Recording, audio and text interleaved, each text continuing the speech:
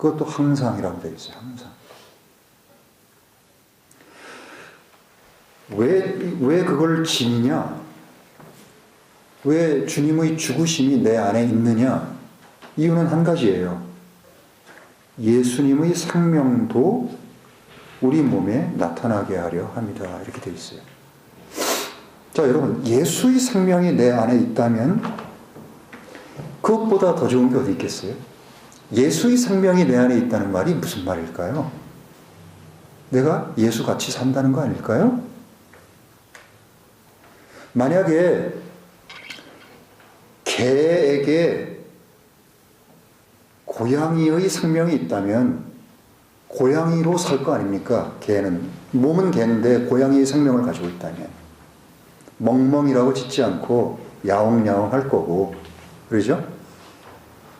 그리고 낯선 사람을 보면 꼬리를 바짝 세워가지고 꼬리를 살래살래 흔들 거고, 그렇죠? 개하고 완전히 다른 삶을 살게 된단 말이에요. 왜요? 생명이 그 안에 다른 생명이 들어와 있기 때문에요. 그러면 하나님께서 신자들에게 있어서 가장 원하는 게 뭘까요? 하나님의 생명이 그 안에 있어서 하나님으로, 신으로 사는 걸 원하는 겁니다. 그래서 요한복음 10장에 말씀을 받은 자들을 신들이라 하였거늘 이라고 표현을 하잖아요. 그럼 정말 주님이 원하시는 것이 우리 안에 예수의 생명이 나타나서 예수가 우리 안에서 마음껏 나타나는 그것이라면 그것을 이루는 한 가지 방법이 바로 여기 있는 것처럼 예수의 죽음이 몸에 지녀지지 않고는 불가능하다는 거예요.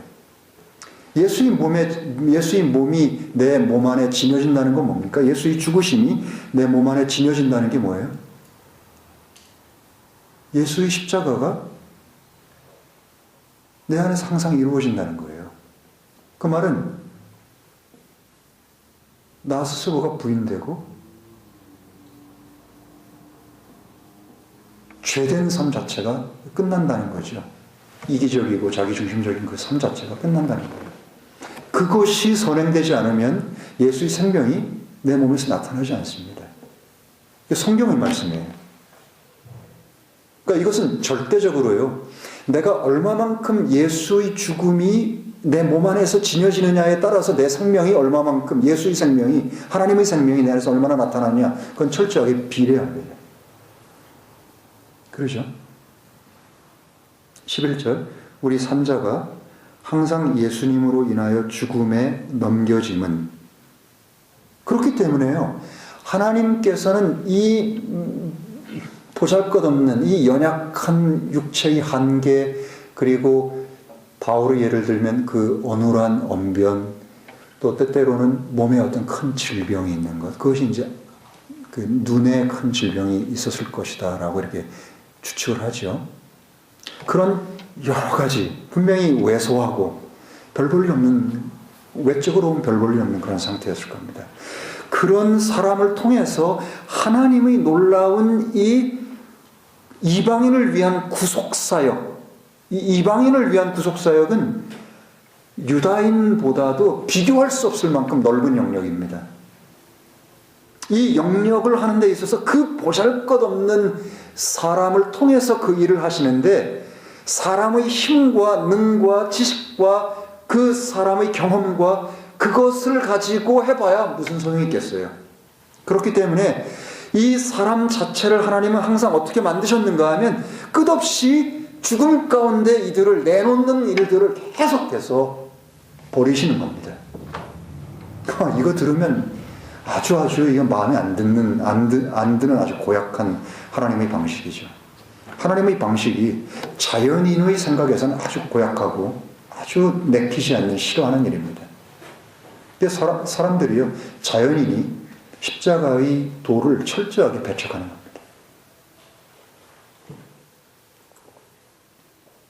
그런데 11절은 그 이유가 예수님의 생명이 또한 우리 죽을 육체에 나타나게 합니다. 왜 하나님께서는 바울을 그렇게 8절하고 9절에 있는 것처럼 사방에 어려움을 당하게 하고 그 다음에 당혹스러운 일을 당하고, 당혹스러운 일이라는 걸 한번 보세요. perplexed예요. perplexed. 상식적으로 도저히 어떻게 하나님의 일을 하는 나에게 이렇게, 그게 perplex 아닙니까? 수수께끼가 여러 개 있는 거예요. 핍박을 당하고 넘어뜨림을 당하고 이런 일로 몰아넣는 이유는 한 가지라는 거예요. 내 안에 예수의 생명이 살도록 하기 위해서입니다. 모든 것들을 다 포기하고 더 이상 나의 어떤 것으로도 되지 않는다라는 사망 선고에 이르를 때 비로소 예수의 생명이 그 안에서 사람의 힘으로 할 수 없었던 것들을 하게 만든다는 거죠. 이게 초자연적인 능력이 나타나는 겁니다.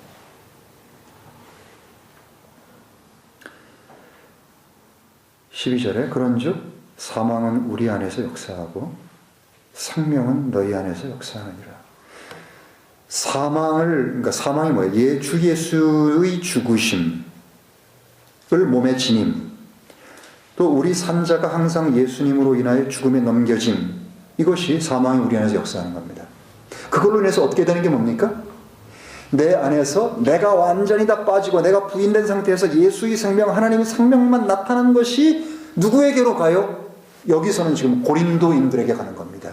그렇기 때문에 생명은 여기에 너희 안에서 역사하는 일이 벌어지는 겁니다. 기록된 바 내가 믿은 고로 말하였노라 한 것과 같이 우리가 동일한 믿음의 영을 가졌으니 우리도 믿는 고로 말하노라. 뭘 말해요? 14절부터입니다. 이걸 철저하게 믿고 있었어요. 예수께서 이것을 철저하게 믿으셨던 것처럼, 그래서 내 뜻대로 하지 마옵시고 아버지의 뜻대로 하시옵소서라고 하는 진심 어린 간구를 하나님께 눈물과 통곡으로 드릴 수 있었던 이유가 이것을 철저하게 믿었기 때문이거든요.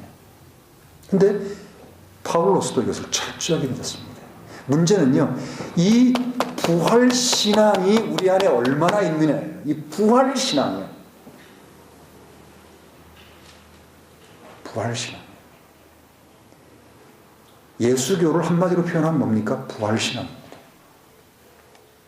십자가와 부활. 부활은 죽음을 전제하는 거기 때문에 부활신앙이라는 얘기는 십자가 신앙입니다.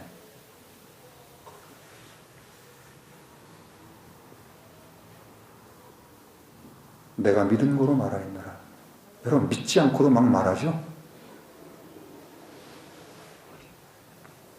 하나님 말씀도 막 믿지도 않고 그냥 막 말하고, 믿는 듯이 말하고.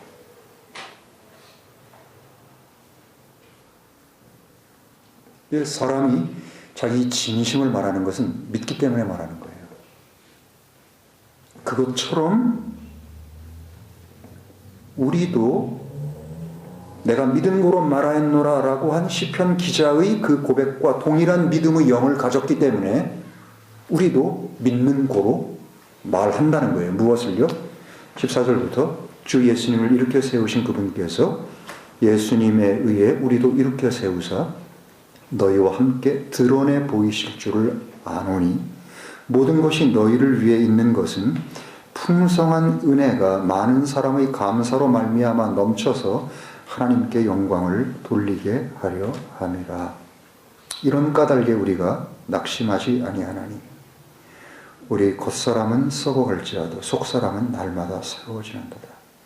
이는 우리에게 잠시 있는 가벼운 고난이 우리를 위하여 훨씬 더 뛰어나고 영원한 영광의 중한 것을 이루미니 우리가 보이는 것을 바라보지 아니하고 보이지 않는 것을 바라보는 것은 보이는 것은 잠깐이요 보이지 않는 것은 영원함이라. 이게 지지난주에 제가 말씀을 이 마지막 부분에게 읽었던 것 같습니다.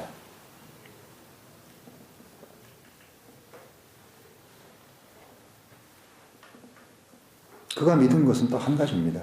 물론 한 가지는 아니죠. 그가 믿은 거로 말하였다라고 할 때 이 나머지 전체 문맥은 부활에 대해서 말하고 있습니다.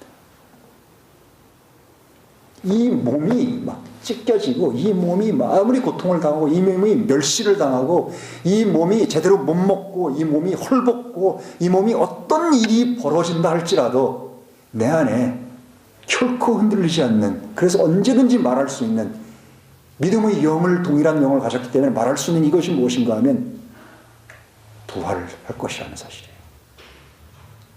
그러면서 궁극적으로 계속 어떤 걸 얘기하고 있어요? 우리에게 17절에 잠시 있는 가벼운 고난이라고 얘기를 했어요. 여러분, 이 두, light, our light affliction이라고 하는 light예요. 여러분, 이게 가볍습니까?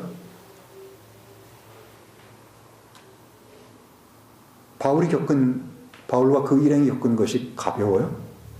근데 그는 그것을 가볍게 여겼습니다. 왜 가볍게 여길 수 있었을까요? 상대적으로 이것을 벗고 났을 때 자신에게 입혀질 것이 얼마나 귀한 줄 알았기 때문에.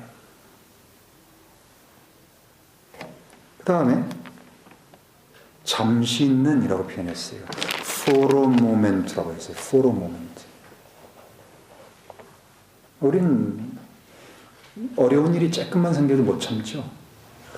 그냥 비난하고 정죄하고 그냥 죽는 소리하고 과장하고 그냥 어쩔 줄 몰라 하고 이러지 않습니까? 가벼운 일을 잠시 있는 바울과 같은 그런 고난을 당하면서 예수께서도 아마 똑같이 가벼운 고난, 잠시 받는 환난 그렇게 표현하셨을 겁니다. 이유는 딱 한 가지예요. 훨씬 더 뛰어나고 영원한 영광의 중한 것을 이 고난과 이것이 이룬다는 거예요. 여러분, 예수님 하나님 말씀입니다. 그러면 영원한 영광의 중한 것이 이루어지는데 무엇이 필요하다고요? 잠깐 가벼운 이 환난이 필요하다는 거예요. 환난이 없이는 안 된다는 겁니다.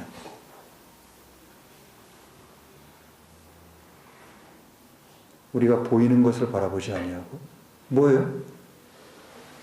이거 어떻게 보면 보이는 것은 폭넓게 보면 만물입니다. 그렇지만 여기에서는 나를 얘기할 것 같아요. 바울이면 내 몸, 내 안에서 벌어지는 일들이.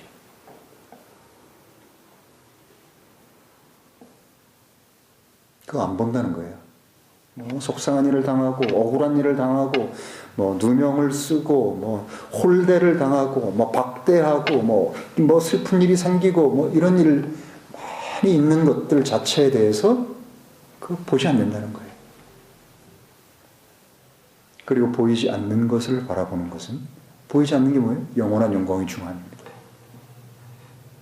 그러니까 여기에 따라서 그냥 달라지겠죠. 이걸 우리 안에서 볼 때 우리들은 그냥 견뎌나갈 수 있는 겁니다. 막 죽겠다고 이런 얘기도 안 하고 미워하지도 않고 견뎌나가는 거예요. 왜요? 영원한 영광의 중한 것을 내가 분명하게 확실하게 믿고 보고 있기 때문입니다. 자, 그것을 가지고 지금 이 보이는 것은 잠깐이요 보이지 않는 것은 영원하다라고 얘기하면서 5장으로 넘어가는 겁니다.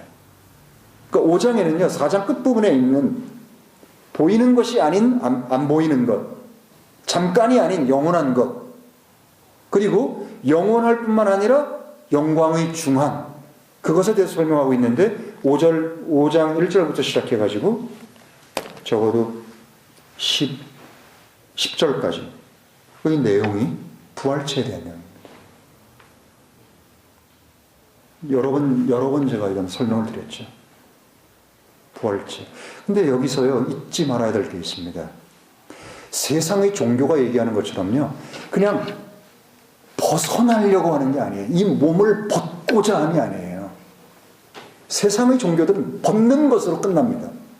이것으로부터 내가 벗어나서, 이것으로부터 초월해서, 이것으로부터 내가 뭐라 그러죠? 이름도 잊어버렸네요. 해탈을 해가지고. 근데